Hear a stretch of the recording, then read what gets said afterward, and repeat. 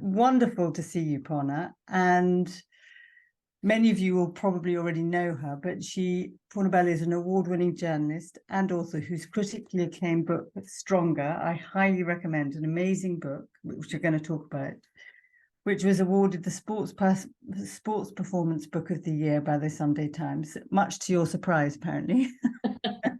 Very much so. And Stronger follows Poorna's journey to find physical strength after her husband Rob died by suicide in 2015 at the age of 39.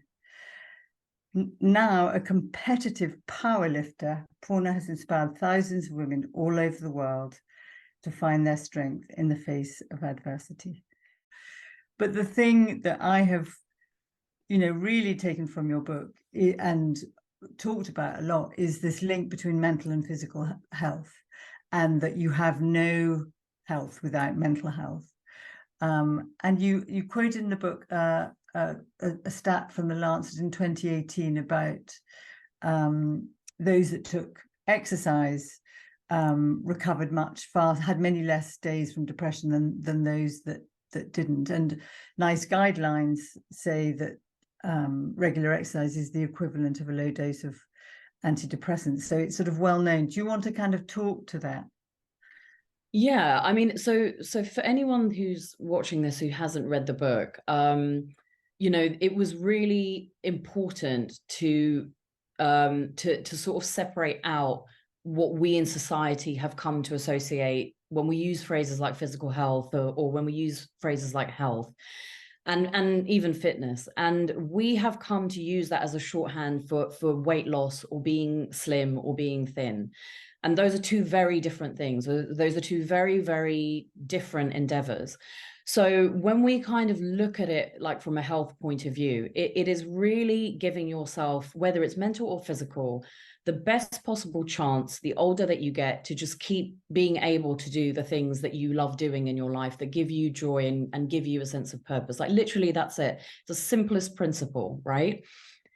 And so, for example, with something like mental health or mental well-being, there is like a very damaging stigma, which I had to sort of lay out, which, when Rob had chronic depression, and it was something that we very much like experienced because that conversation around mental health hadn't really happened in the mainstream at that point in time, where, there was that prevailing belief that if you just went for a walk, you'd shake off your depression, or it would fix things. And so it was very important to clarify, specifically looking at these studies. And what I think the study showed was more that there is, before you get to a point where things are potentially acute, especially if there are other things in your life that have just collapsed and aren't anchoring you in place as they used to before, there is a case to be made for having like a base level foundation of things that will give you a sense of purpose that sit outside of your job or your interpersonal relationships with other people. And so that was, I think, what I was sort of trying to say with that. For example, you're absolutely right in what you said previously, which is it doesn't have to be weightlifting. And I say that a lot throughout the book, which is it literally could be something, and it doesn't have to be, fitness either, or it could be something that's a hobby. But the fundamental principle of it for me is that it has to be something that you can develop and progressively get better at doing in a way that only you can give that to yourself. Only you can create that for yourself. Because I think that has two functions, which is number one, when you are grieving, it's the most acute expression of everything that's gotten out of control. Like, you can't control the death of your loved one. You can't control when that happens. We can't control our own lives. And that sort of practice of doing something for yourself where you are getting better at something is a safe environment. It was a very safe environment for me against all of these other things that were happening. One of the other things I was kind of moved in your book was how you did have great support, but how people didn't know how to respond to you. You said you met a great wall of silence sometimes. And I don't want you to give us all examples of the times you were upset and hurt by it. But if people are listening who have a friend or a partner or colleague who are grieving from death by suicide, what what do you think is what would be helpful to say? As in, if you are the person but you know What would something. you have wanted to hear from people? I would have just wanted people to have asked me questions in a way that did not betray their assumptions. So I think that the conversation around suicide and suicide prevention has improved in the last few years for a number of reasons, whether it's like grassroots organizations and, just awareness in the media. But the assumption that the person was selfish, that they did this to you, that this was something that happened to you, it's not something that happens to you as the person who is bereaved, even though it absolutely feels like that. Because you feel, when you have lost someone in that way, you feel like you are then having to defend their character, in addition to having to cope with this enormous loss. And also that loss, as you have said, it's not black and white. There are so many conflicting emotions and what ifs and all of that stuff. Yeah, that haunts you. All the what ifs are so haunting, aren't they? Yeah. So what I would just say to anyone is, don't ever say the phrase, how could they? I can't believe they did that to you. Like, that's not a helpful phrase at all. Just something as simple as, I'm really sorry that this happened. How are you doing? It. Yeah. And also, if you have known the person who passed away, the thing that like gave me most comfort, and these are conversations I had to have with my loved ones, like very directly. And because I don't think we would have the relationships that we have now had I not been very explicit about how we had to have those conversations, is that the ones that I found the easiest, or that just give that person the most comfort, is just to talk about the person who passed away, and not just talk about them through the manner in which they died.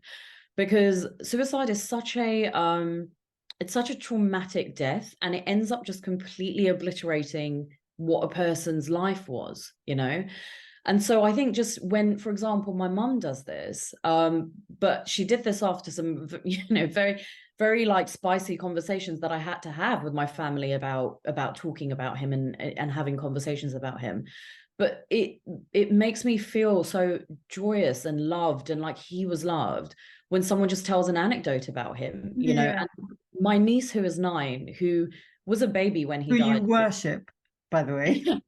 I mean, clearly very much mutual. It's a mutual worship. But she doesn't remember him. I mean, he was there the day she was born, but she was 1 when he died.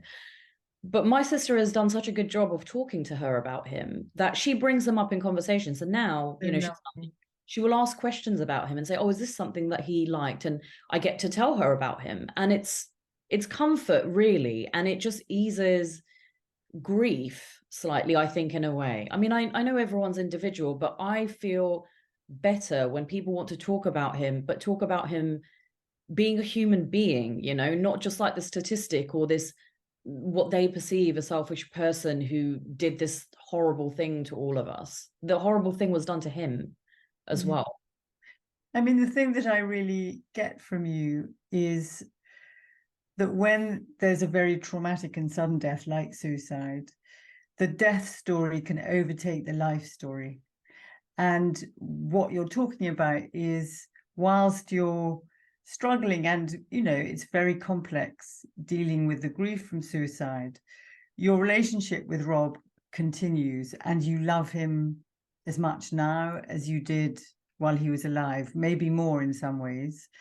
And that when people kind of recognize that the love never dies, and that he's always such a vital part of you, and tell you new stories or show you new pictures, that kind of brings him into you in a way that is incredibly enlivening, and I guess gives you the wherewithal to deal with the tragedy and the pain of his loss. And it isn't the only thing, but is part of what gives you what you can manage his loss with. Does that make sense? It does. I mean, and also, I don't know that many people ever really articulate that part of things. I mean, enlivening is such a good word, because when someone shows me a picture that I've never seen before, it's delight. Like, that's what I feel. It's delight. It's just, oh my, because what I have, all of the photographs on my laptop, you know, in my photo albums, my memories of him are finite, you know, and they will be finite. And so when someone adds something to that, it feels like I've been given an extra piece of him. Like, it feels like a gift. I was going through my phone the other day, you know, trying to like clear out voice recordings on my dictaphone. Oh, And he had obviously taken my phone at some point to record an interview. And it's the most, honestly, Julia, it's the most mundane thing. Like, basically, it's the sound of him eating and his cutlery clanking against a plate. And he's about to interview someone. And also he was an environmental science journalist. So the interview is so tedious, but it's also the best thing. It's like a gift, like a gift. It was a gift.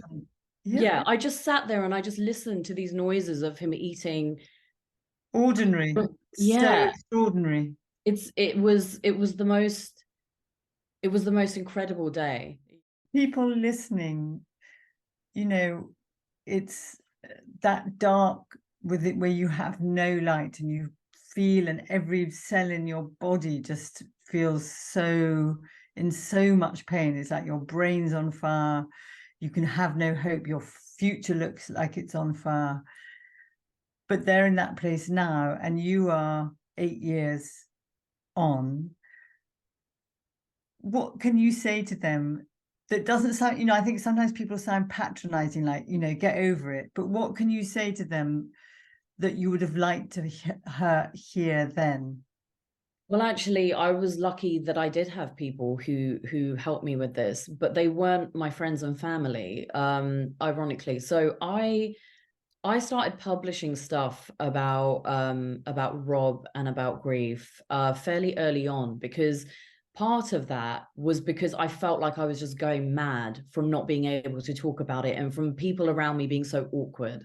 And writing is something, it was the only thing I had, like it was the only expression of exactly that madness, that feeling like everything is tearing at you, everything is so loud, but it's also so quiet. And Yeah, being able to articulate that, and writing was all I had. And when I started, it's quite a big thing having writing. It's not all, is it? It's a big no, finding words. Yeah, it finding is. your voice. It is, and being able to do that in a clear way. The first time I published a piece, I was so worried and I was so terrified, because, you know, the internet can be a cesspit and you don't know how people are going to react, and sometimes people can be really unkind. But this was a moment of without wanting to sound like really cheesy, where you kind of remember that human beings are also capable of a lot of goodness. Yeah. From my first piece that I published, I had so many people that emailed me who were further along in their grief journey, who just knew what to say. And the sort of prevailing theme, so it was two sorts of advice. It was either people who'd been bereaved, or it was people who had attempted suicide and had survived it. Okay. That's interesting. And those messages were amazing, because they gave me an insight into Rob's mindset in a way that I don't know that I would have had. So in terms of being able to retain my love and compassion, that was a part of it, for sure. But it was also really important to hear from people further down the line who just said, I know that you're not going to believe this. I know that it's going to feel like this, but it isn't always going to feel like this. And this is what's happening with my life, especially people who'd lost their spouses.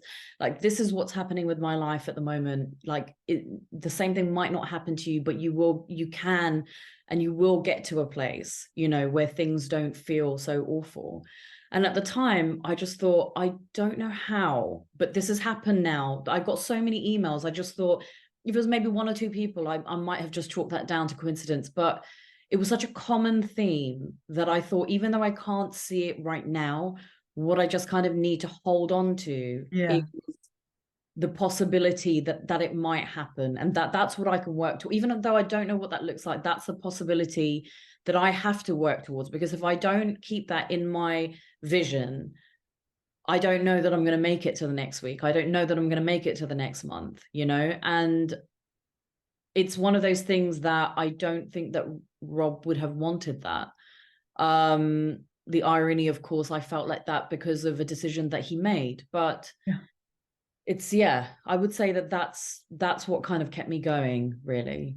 So to anyone who's very early in their journey, it's just connect with your community, because they will give you a sense of perspective that things are going to shift. It's very, very difficult to maintain that perspective if you are only within your own circle of loved ones whose lives will be moving on and yours is just stuck.